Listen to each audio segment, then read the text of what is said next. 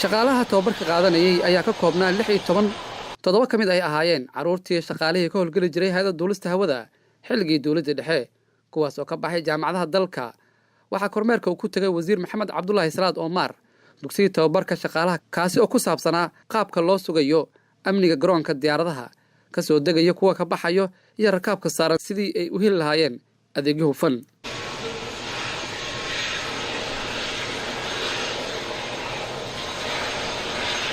qaar ka mid ah shaqaalaha tababarka qaadanayay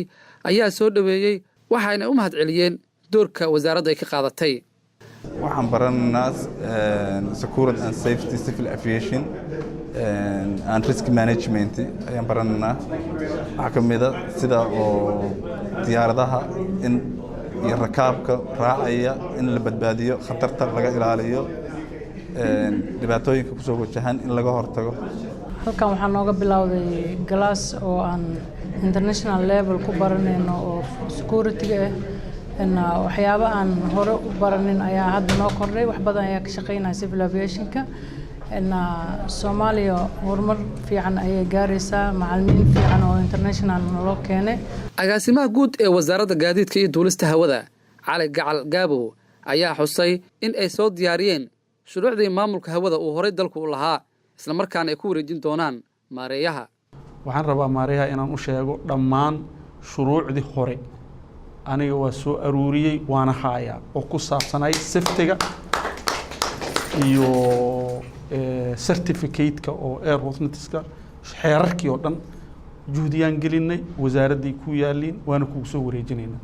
Soomaaliya oo dhawaan la soo wareegtay maamulka hawadeeda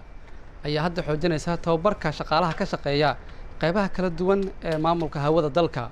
tan iyo 1991 burburkii dawladda dhexe dalka waa tababarkii ugu horeeyay oo noocan oo kala ah oo loo qabta shaqaalaha